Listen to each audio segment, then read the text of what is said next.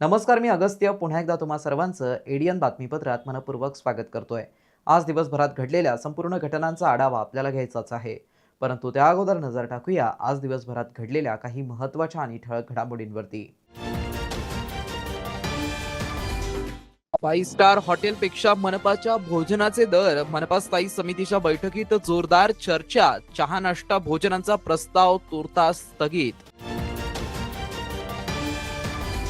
तर रजोनिवृत्ती व पीसीओडी विषयावरील राज्यस्तरीय प्रशिक्षण कार्यशाळेचं उद्घाटन, महिलांनी वेळेवर आरोग्य तपासणी करून घ्यावी, मेघना साकोरे बोर्डीकर यांचं आवाहन। आता बघूया सविस्तर बातम्या। शहरातील 5 स्टार हॉटेलमध्ये असलेल्या जेवणाचा दर हे सारखाच मनपा प्रशासनाचं दरपत्रक असल्याचा आरोप करत स्थायी समितीच्या बैठकीमध्ये या विषयावरती जोरदार चर्चा झाली आहे। सभापती अनिल मकरे यांनी सदस्यांच्या भावना लक्षात घेऊन सदर प्रस्तावाला तुर्तास स्थगिती दिली आहे। महानगरपालिकेच्या सर्वसाधारण सभा आणि इतर कार्यक्रमात चहा नाश्ता आणि भोजनाकरिता वार्षिक 35 लाख रुपयांत खर्चाचा प्रस्ताव प्रशासनाकडून स्थायी समितीच्या बैठकीत ठेवण्यात आला होता। याविषयी माध्यमांनी अगोदरच दरविषयी बातम्या प्रसिद्धित केल्या होत्या। गुरुवारी झालेल्या बैठकीत यावर जोरदार चर्चा झाली। भाजप नगरसेवक राजगौरव वानखेडे यांनी हा मुद्दा उपस्थित करत शहरात असे कोणते दर आहेत ते मोठ्या 3 स्टार हॉटेल सारखे जेवणाचे रेट आकारत आहे। यावर भाजपा नगरसेविका माधुरी अदवंते यांनी सुद्धा प्रशासनाकडून देण्यात चहा नाश्ता व भोजन यांचे दर एखाद्या मोठ्या 5 स्टार हॉटेल सारखे आहेत। यावरती प्रशासनाकडून अतिरिक्त आयुक्त कल्पिता पिंपळे यांनी प्रशासन स्थानिक बाजारपेठेतून असे दर भाव मागितले होते त्याप्रमाणे समिती समोर ठेवले असल्याचा खुलासा केला। यावर जोरदार चर्चा होऊन सभापती अनिल मकरे यांनी सदस्यांच्या भावना लक्षात घेऊन सदर प्रस्ताव स्थगित केला। 30 रुपये, नाश्ता 70 रुपये आणि जेवण 590 रुपये, तरी याचा रिवाइज दर देऊन पुढच्या मीटिंग मध्ये हे ठेवण्यात यावी ही माझी सभागृहाला विनंती। ठीक आहे, बोला बोला बोला बोलले का बरोबर बोला ना हा पेंडिंग आहे। माननीय सभापती महोदय, माननीय आयुक्त, प्रशासनाने हा जो प्रस्ताव ठेवला, मला असं वाटतं हे जे दर अंदाजपत्र मागवलेले आहे त्याच्यामध्ये लिहिलेलं आहे की दर आपण मागवतोय 70 रुपये, आपण 5 स्टार हॉटेलमध्ये नाही, ते सर्वसामान्य महानगरपालिका आहे।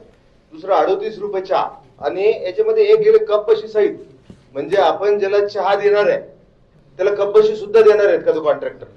म्हणजे ठराव ठेवत असताना आपण काय ठेवतोय, म्हणजे कपबशी सहित कपासहित आपण त्यांना देणार का? पाहुणे आले किंवा जे नगरसेवकांना का घरी घेऊन जायचंय?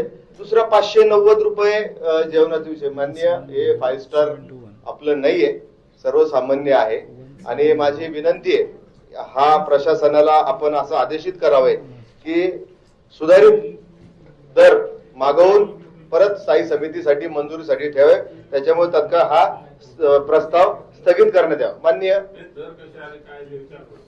हा याचा प्रशासनाने याचा खुलासा करावा, माननीय सभापती महोदय, याचा प्रशासनाने खुलासा करावा, त्याच्यानंतर याला स्थगिती देऊन नवीन दरपत्रक मागवण्यात यावे ही विनंती।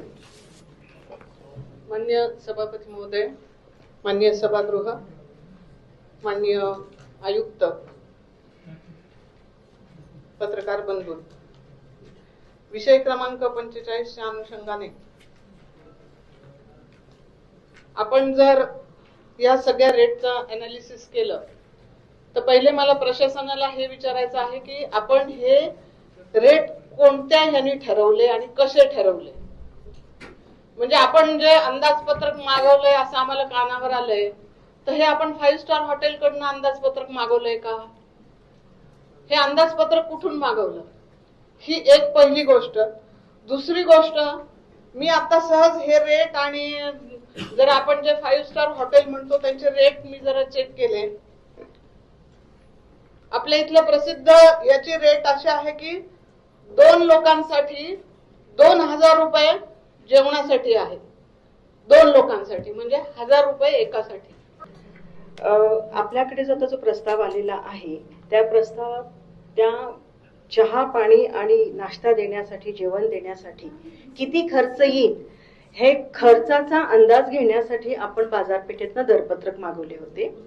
त्याच्यामध्ये Lalji's executive, Prathamesh caterers and new master Yash caterers ह्यांच्याकडनं 3 दरपत्रक मागवले होते स्थानिक बाजारात. आणि ह्यानंतर ई निविदा प्रक्रिया करण्यात येणार होती. तर ह्याचं मंजुरी घेण्यासाठी, ह्या खर्चाला मंजुरी घेण्यासाठी हा प्रस्ताव इथे सादर करण्यात आलेला आहे. माझं काय म्हणणं आहे, तुम्हाला तर पटलं काय प्रस्ताव ठेवलं तुम्हाला पटलं काय? पटलं का तुम्हाला हे? पुन्हा मागवलं. ठीक आहे, पुन्हा मागवा. ठीक आहे, जाऊ द्या, आता पुढच्या वेळेस ठेवू त्याला. तोपर्यंत होते ते बंद करायचं. त्याला पुढचा 46. रस्त्यावरील खड्डे बुजवण्याचं काम करण्यात आलं नाही, त्यावर स्थायी समिती सभेत जोरदार चर्चा करण्यात आली. खड्डे बुजवण्याचे आदेश देऊनही काम झालं नाही, यावर प्रशासनाला चांगलंच धारेवर धरण्यात आलं. तर महाराणा एजन्सीला देण्यात आलेले अतिरिक्त 22 कोटी रुपयांचा प्रश्न या सभेत देखील चर्चेला गेला. अतिरिक्त आयुक्त रणजित पाटील पाणीपुरवठा कामादरम्यान झालेल्या रस्त्यावरील खड्डे बुजवण्याबाबत माहिती दिली, तर ड्रेनेज लाईनशी संबंधित देखील त्यांच्याकडून माहिती देण्यात आली आहे. त्या उपरही अजून काही एचओडी येत आहेत किंवा येतो असं त्यांचा फोनवरून मेसेज आहे. तर अशा प्रकारची दिरंगाई योग्य नाही. सभापती महोदयांच्या सूचनेवरून अशा सर्व एचओडींवर कारणे दाखवा नोटीस बजावण्यात येईल. महिलांनी रजोनिवृत्ती व पीसीओडी संदर्भातील आरोग्य समस्यांकडे दुर्लक्ष न करता वेळेवरती तपासणी करून तज्ज्ञांचा सल्ला घ्यावा. तसेच आरोग्य यंत्रणेने याबाबत व्यापक जनजागृती करून आवश्यक आरोग्य सेवा प्रत्येक महिलापर्यंत पोहोचावी, असं आवाहन राज्यमंत्री मेघना साकोरे बोर्डीकर यांनी केलं आहे.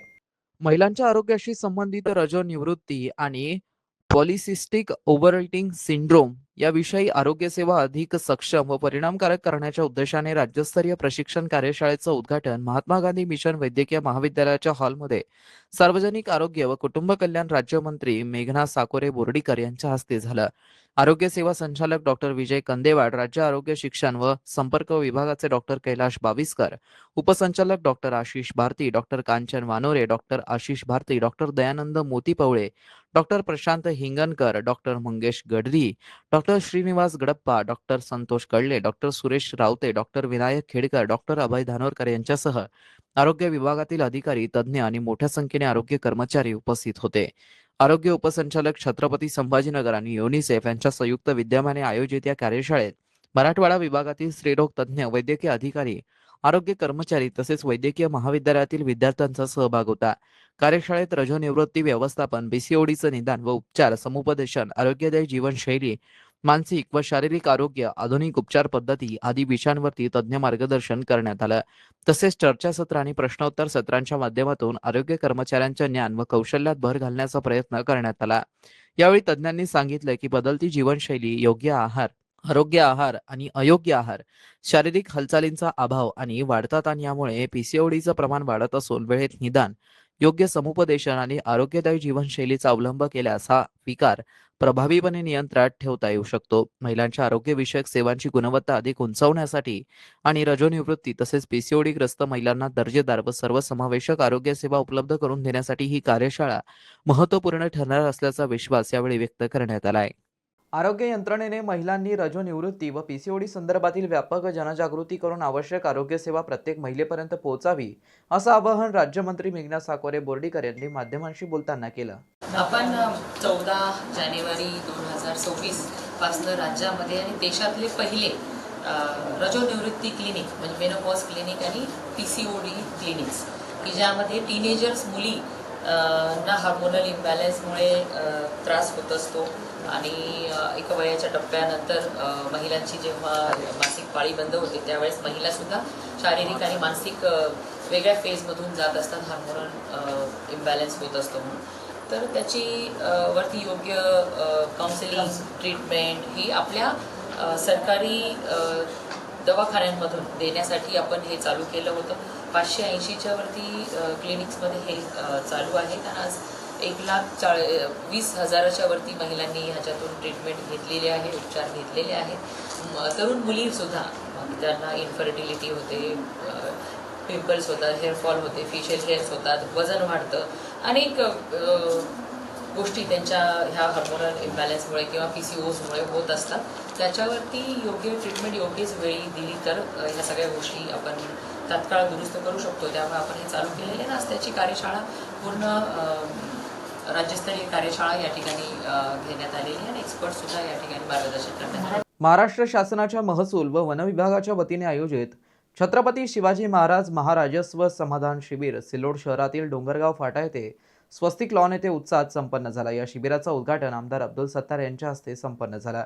या शिबिरात महसूल, ग्रामविकास, कृषी, एकात्मिक बालविकास व वन विभाग, पशुसंवर्धन व दुग्ध व्यवसाय, नगर परिषद आदी विविध विभागांच्या योजनेअंतर्गत सुमारे 11,500हून अधिक लाभार्थ्यांना आमदार अब्दुल सत्तार यांच्या हस्ते प्रातिनिधिक स्वरूपामध्ये लाभांचं वितरण करण्यात आलं. यावेळी मार्गदर्शन करताना आमदार अब्दुल सत्तार यांनी राज्य शासन हे सर्वसामान्य नागरिकांच्या कल्याणासाठी कटिबद्ध असलेलं लोककल्याणकारी सरकार असल्याचं सांगितलं. ग्रामसभा व विविध उपक्रमांच्या माध्यमातून पात्र लाभार्थ्यांपर्यंत शासनाच्या योजना प्रभावीपणे पोहोचवण्यासाठी विशेष उपाययोजना राबवण्याचे निर्देश त्यांनी संबंधित विभागाला दिले.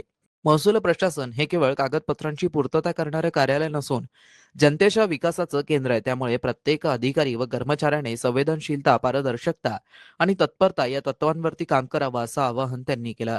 आपल्या भाषणात त्यांनी छत्रपती शिवाजी महाराजांच्या लोकाभिमुख प्रशासनाचा उल्लेख करताना सांगितलं की महाराजांनी रयतेला केंद्रस्थानी ठेवून प्रशासनाची उभारणी केली. शेतकरी, सर्वसामान्य नागरिक व दुर्बल घटकांच्या हिताला त्यांनी सर्वोच्च प्राधान्य दिलं.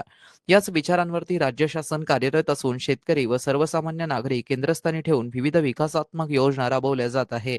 या योजनांची प्रभावी अंमलबजावणी करण्यासाठी अधिकाऱ्यांनी मनापासून पुढाकार घ्यावा असं त्यांनी स्पष्ट केलं. भ्रष्टाचारामुळे शासनाची प्रतिमा मलिन होते. त्यामुळे भ्रष्टाचाराचं समूळ उच्चाटन करणं ही सर्वांची सामूहिक जबाबदारी असल्याचं त्यांनी नमूद केलं. दिव्यांग, आदिवासी, शेतकरी, आत्महत्याग्रस्त शेतकरी कुटुंबे तसेच सर्व वंचित घटकांना त्यांच्या हक्काच्या योजनांचा लाभ वेळेत मिळावा यासाठी अधिकारी व कर्मचाऱ्यांनी जबाबदारीने काम करावं. नागरिकांशी सुसंवाद ठेवून त्यांचं समाधान होईल अशा पद्धतीने प्रशासनाने कार्य करावं असंही त्यांनी सांगितलंय. प्रलंबित पीक विमा दाव्यांच्या संदर्भात बोलताना आमदार अब्दुल सत्तार यांनी पीक विमा हा नुकसानग्रस्त शेतकऱ्यांचा अधिकार असून तो मिळवून देण्यासाठी आपण कटिबद्ध आहोत असं सांगितलं. येत्या विधिमंडळ अधिवेशनात या विषयावर शासनाकडे पाठपुरावा करून प्रश्न उपस्थित केला जाईल असंही त्यांनी स्पष्ट केलं. कार्यक्रमाच्या प्रारंभी आमदार अब्दुल सत्तार व मान्यवरांनी स्वस्तिक लॉन्स परिसरात विविध विभागांनी उभारलेल्या शासकीय स्टॉलची पाहणी केली. तसेच महिला बचत गटांनी तयार केलेल्या विविध उत्पादनांची खरेदी करून त्यांच्या उत्पादनांना प्रोत्साहन दिलं व नागरिकांनी स्थानिक बचत गटांच्या उत्पादनांना प्राधान्य द्यावं असं त्यांनी आवाहन केलं. सिल्लोड नगर परिषदेच्या विद्यार्थ्यांनी लेझिम पथक व पुष्पगुच्छाद्वारे मान्यवरांचं स्वागत केलं. छत्रपती शिवाजी महाराज तसेच स्वर्गीय अजितदादा पवार यांच्या प्रतिमेस पुष्पहार अर्पण करून अभिवादन करण्यात आलं. दीप प्रज्वलनाने कार्यक्रमाची सुरुवात झाली. कार्यक्रमाचं सूत्रसंचालन प्रशांत जोशी यांनी केला तर उपस्थितांचा आभार तहसीलदार अंकिता ताकभाते यांनी मानले. त्यांना वाटप करण्याचं काम असेल या छत्रपती शिवाजी महाराज फडणवीस साहेब आणि आज आपल्यामध्ये नाही अजितदादा पवार यांचा जन्माचा औचित्य साधून महाराष्ट्र सरकारचे महसूल मंत्री बावनकुळे साहेबांनी हा निर्णय घेतला आणि या निर्णयाची अंमलबजावणी करताना हजारो लाभधारकांना एकाच वेळेस कोणतीही आडी अडचण नसता, कोणताही अडथळा नसून प्रत्येक शेतकऱ्यांना त्यांच्या हातामध्ये जे काही मंजूर केलेल्या अनेक योजना आहेत त्या योजनेचा लाभ छत्रपती संभाजीनगर या जिल्ह्यातला सिल्लोड तालुका, सिल्लोड सोयगाव विधानसभा मतदारसंघामध्ये जे आपण शासकीय उपक्रम नसून हे नागरिकांच्या दारी प्रशासन अशी ही योजना आहे. जशी सरकार आपल्या दारी ही योजना एकनाथ शिंदे साहेबांनी काढली. आता या अभियानाचा औचित्य साधून राज्याचे लोकप्रिय मुख्यमंत्री यांचा वाढदिवस हा निमित्त आहे. परंतु राज्यामधल्या गोरगरीब शेतकरी, शेतमजूर, दलित पीडित माणसाला सरकारच्या कोणत्या योजनेचा लाभ त्याला मिळाला पाहिजे, कसं मिळायला पाहिजे, ते ग्रामविकास असेल, महसूल असेल, कृषी असेल, पशुसंवर्धन असेल, जलसंधारण असेल, अनेक स्टॉल मी पाहिले. शहरवासियांना एक सुवर्ण संधी. तुम्ही एखादा व्यवसाय करताय का? मग एडीएन वरती जाहिरात करा आणि मिळवा व्यवसायात मोठा फायदा. तर वाट कसली बघत आहात? आत्ताच खाली दिसत असलेल्या नंबरवरती संपर्क करा. आपल्याला अजूनही काही बातम्यांचा आढावा घ्यायचा आहे, परंतु इथे वेळ झाली आहे एका छोट्याशा ब्रेकची. कुठे जाऊ नका, पाहत रहा एडीएन न्यूज.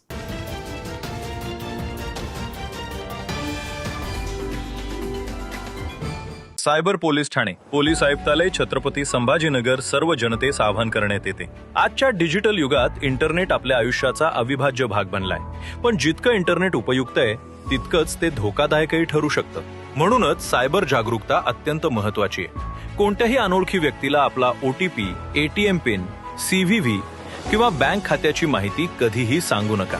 लक्षात ठेवा, कोणतीही बँक किंवा सरकारी संस्था फोन करून अशी माहिती कधीच मागत नाही. अनोळखी लिंकवर क्लिक करू नका आणि संशयास्पद ऍप्स डाउनलोड करू नका. अशा लिंकमुळे तुमचा मोबाईल हॅक होऊ शकतो किंवा तुमची वैयक्तिक माहिती चोरीला जाऊ शकते. प्रत्येक ऑनलाईन खात्यासाठी मजबूत आणि वेगळा पासवर्ड वापरा. शक्य असल्यास 2 फॅक्टर ऑथेंटिकेशन म्हणजेच 2FA सुरू ठेवा. यामुळे तुमच्या खात्याला अतिरिक्त सुरक्षा मिळते. ऑनलाईन खरेदी किंवा पैसे पाठवताना फक्त विश्वासार्ह वेबसाईट आणि अधिकृत ऍप्स वापरा. व्यवहार करण्यापूर्वी वेबसाईटचा पत्ता आणि पेमेंटची माहिती नीट तपासा. जर तुमच्यासोबत ऑनलाईन फसवणूक झाली असेल तर वेळ न दवडता राष्ट्रीय सायबर हेल्पलाईन 1930 वर तक्रार करा किंवा अधिकृत सायबर क्राईम पोर्टलवर तक्रार नोंदवा. लक्षात ठेवा, सायबर गुन्हेगार एका चुकीची वाट पाहत असतात, पण तुमची एक छोटी काळजी तुम्हाला मोठ्या आर्थिक आणि वैयक्तिक नुकसानीपासून वाचवू शकते.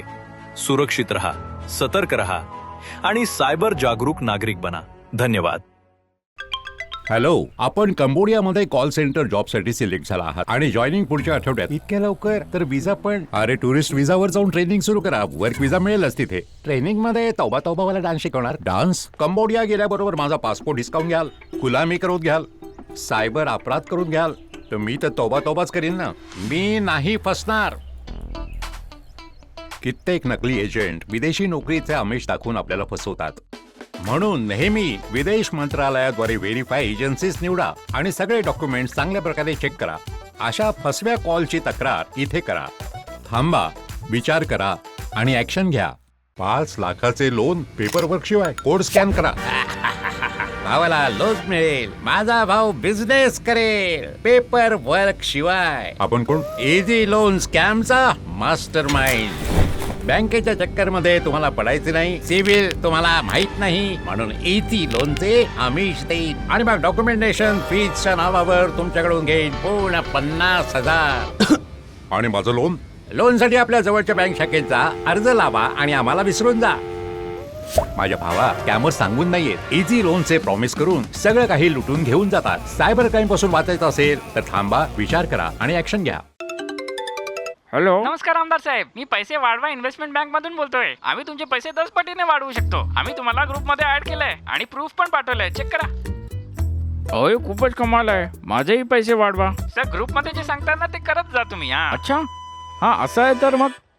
काळजी करू नका. ज्या नंबरवरून तुम्ही फोन केलाय ना त्या नंबरला ट्रेस करतील पोलीस 2 मिनिटात आणि पकडून तुम्हाला आत करतील. अरे सर, हे काय केलं? तुमच्यासारख्या सुशिक्षित माणसाला ही लोक एका अनोळखी बनावट इन्व्हेस्टमेंट ग्रुपचा मेंबर बनवून तुम्हाला फसवतात. आम्हाला फसवतात? हो. तुम्ही पण कोणताही अनोळखी इन्व्हेस्टमेंट ग्रुप जॉईन बिलकुल करू नका. आणि तुम्हाला स्टॉक मार्केटमध्ये इन्व्हेस्ट करायचं असेल तर फक्त सेबी अप्रूव्ड ऍप्सद्वारे. सायबर क्रिमिनल्स वापरून तुमच्या पैशांची हाव आणि घालतात तुमच्यावरच घाव. ही घटना घडल्यास त्वरित कॉल करा 1930 किंवा तुमची कंप्लेंट जी स्क्रीनवर वेबसाईट आहे www.cybercrime.gov.in वर तुम्ही नोंदवू शकता.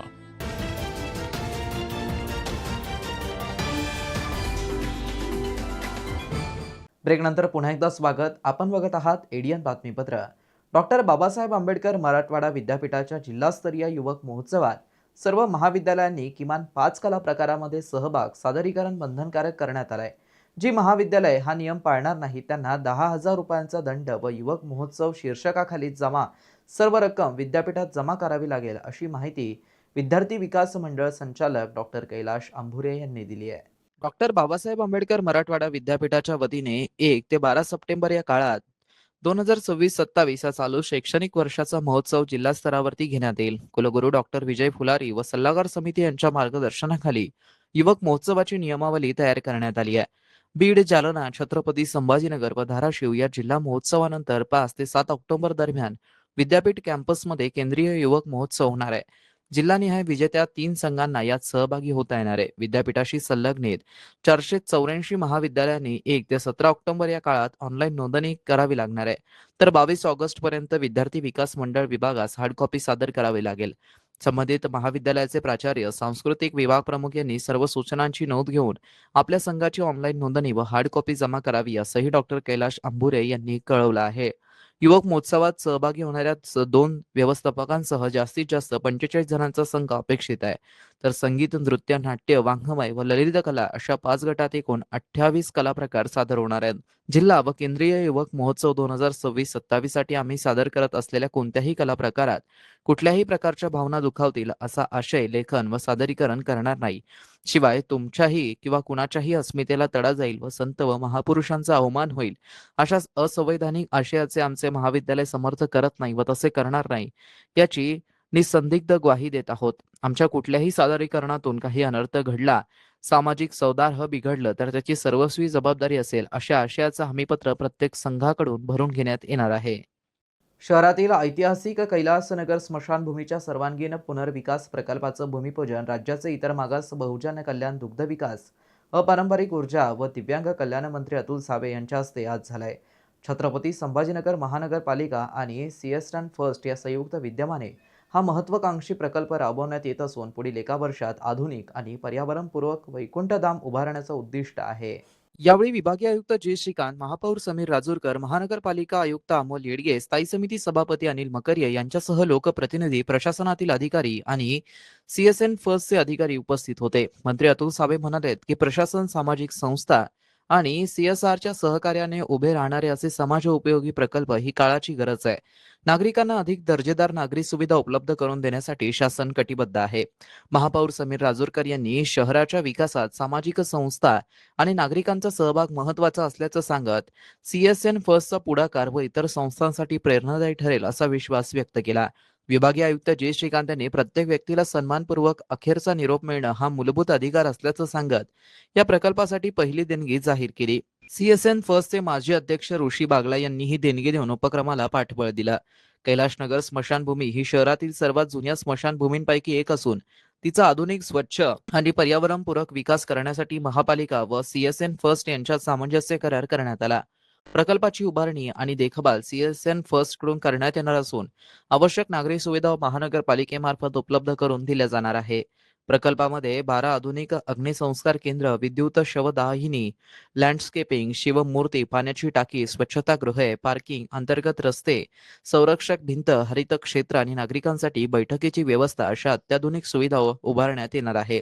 परिसरात दाट वृक्ष लागवड आणि हरितपट्टा विकसित करून पर्यावरणपूरक नियोजनालाही प्राधान्य दिलं जाणार आहे.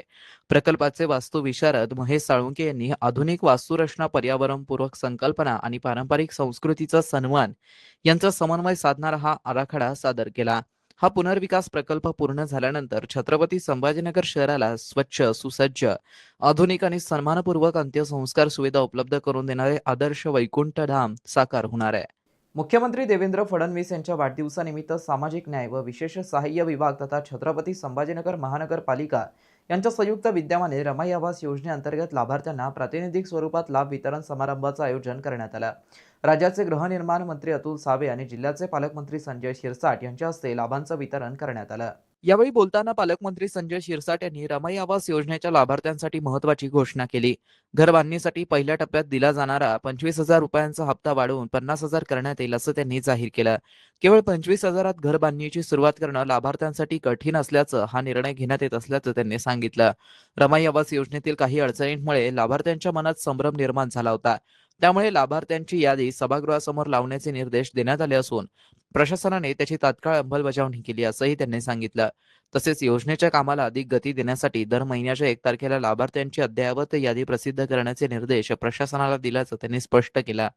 समाज कल्याण विभागाचे अधिकारी देखील यापुढे महानगरपालिकेशी समन्वय साधून काम करतील असं त्यांनी नमूद केलं. राज्याचे गृहनिर्माण मंत्री अतुल सावे यांनी आपल्या मनोगतात सांगितलं की प्रत्येक नागरिकाला स्वतःचं घर मिळावं हे पंतप्रधान नरेंद्र मोदी यांचं स्वप्न आहे. त्या दृष्टीने छत्रपती संभाजीनगर कोणत्याही घरकुल योजनेत मागे राहणार नाही याची दक्षता घेण्यात येईल. रमाई आवास योजनेअंतर्गत लाभ वितरणाची प्रभावी अंमलबजावणी सुरू केल्याबद्दल त्यांनी महापौर, पदाधिकारी आणि आयुक्त यांचं अभिनंदन केलं. महापौर समीर राजूरकर यांनी आपल्या भाषणात रमाई आवास योजनेच्या लाभार्थ्यांना मार्गदर्शन करण्यासाठी स्वतंत्र समन्वय समिती स्थापन करण्याची गरज व्यक्त केली. ही समिती लाभार्थ्यांना आवश्यक कागदपत्रे, योजनेचे टप्पे आणि प्रक्रियेबाबत योग्य मार्गदर्शन करेल असं त्यांनी सांगितलं. तसेच घर बांधणीचं काम सुरू होताच दुसरा हप्ता तातडीने मिळावा अशी अपेक्षाही त्यांनी व्यक्त केली. योजनेची संपूर्ण प्रक्रिया ऑनलाईन आणि पारदर्शक पद्धतीने राबवल्याबद्दल त्यांनी प्रशासनाचं कौतुक केलं. मनपा आयुक्त अमोल येडगे यांनी प्रास्ताविकात रमाई आवास योजनेअंतर्गत प्रत्येक पात्र लाभार्थ्याला पारदर्शक आणि न्याय पद्धतीने लाभ मिळवून देण्यासाठी महापालिका व प्रशासन कटिबद्ध असल्याचं सांगितलं. त्यांनी उपस्थित लाभार्थी व मान्यवरांना योजनेची कार्यपद्धती आणि विविध टप्प्यांची सविस्तर माहिती दिली. कार्यक्रमास उपमहापौर राजेंद्र जंजाळ, स्थायी समिती सभापती अनिल मकरिये, गलिच्छ वस्ती निर्मूलन समितीचे सभापती जालिंदर शेंडगे, नगरसेवक त्र्यंबक तुपे, नगरसेविका हर्षदा शिरसाट, कीर्ती शिंदे, अतिरिक्त आयुक्त रणजित पाटील व कल्पिता पिंपळे, माजी महापौर नंदकुमार घोडेले तसेच महानगरपालिकेचे अधिकारी, कर्मचारी आणि लाभार्थी मोठ्या संख्येने उपस्थित होते. हरित महाराष्ट्र अभियानाअंतर्गत छत्रपती संभाजीनगर महानगरपालिकेच्या वतीने राबवण्यात आलेल्या वृक्षारोपण सप्ताहाची सांगता आज मिटमिटा येथील प्रस्तावित झूलॉजिकल पार्क परिसरात 3000 वृक्षारोपण करून करण्यात आली आहे. यावेळी राज्याचे गृहनिर्माण मंत्री अतुल सावे तसेच जिल्ह्याचे पालकमंत्री संजय शिरसाट यांच्या हस्ते वृक्षारोपण करण्यात आलं.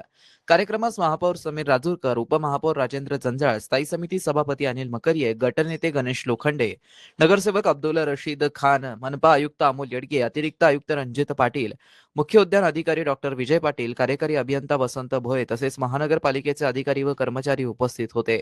हरित महाराष्ट्र आयोगाच्या संकल्पनेतून राज्यातील वनसंपदा व वृक्षाच्छादन वाढवण्याच्या उद्दिष्ट निश्चित करण्यात आलंय. या उद्दिष्टांच्या पूर्ततेसाठी छत्रपती संभाजीनगर महानगरपालिकेतर्फे दिनांक 22 जुलै ते 29 जुलै 2026 या कालावधीत वृक्षारोपण सप्ताहाचं आयोजन करण्यात आलं होतं. या सप्ताहाची सांगता आज झूलॉजिकल पार्क परिसरात 3000 वृक्षांची लागवड करून करण्यात आली. यावेळी मनपा आयुक्त अमोल येडगे यांनी गृहनिर्माण मंत्री अतुल सावे व पालकमंत्री संजय शिरसाट यांच्या प्रस्तावित झूलॉजिकल पार्कच्या आराखड्याची, प्रकल्पाच्या विविध टप्प्यांची तसेच सध्या सुरू असलेल्या विकास कामांची सविस्तर माहिती दिली. यावेळी पार्कच्या उभारणी संदर्भातील विविध बाबींवरती चर्चा करण्यात आली. मान्यवरांनी झूलॉजिकल पार्क हा शहराच्या पर्यावरणीय समतोलासह पर्यटन विकासासाठी महत्त्वाचा प्रकल्प ठरणार असल्याचं सांगत वृक्ष संवर्धनासाठी सर्वांनी पुढाकार घेण्याचं आवाहन केलंय. शेवटी पुन्हा एकदा नजर टाकूया आज दिवसभरात घडलेल्या काही महत्त्वाच्या आणि ठळक घडामोडींवरती. 5 स्टार हॉटेलपेक्षा मनपाच्या भोजनाचे दर. मनपा स्थायी समितीच्या बैठकीत जोरदार चर्चा. चहा नाश्ता भोजनाचा प्रस्ताव तुर्तास स्थगित. तर रजोनिवृत्ती व पीसीओडी विषयावरील राज्यस्तरीय प्रशिक्षण कार्यशाळेचं उद्घाटन. महिलांनी वेळेवर आरोग्य तपासणी करून घ्यावी, मेघना साकोरे बोर्डीकर यांचं आवाहन. आणि याबरोबरच हे बातमीपत्र इथेच संपलं. पुन्हा भेटूया पुढील बातमीपत्रात. तोपर्यंत पाहत रहा आपल्या हक्काचं बातमीपत्र ADN न्यूज.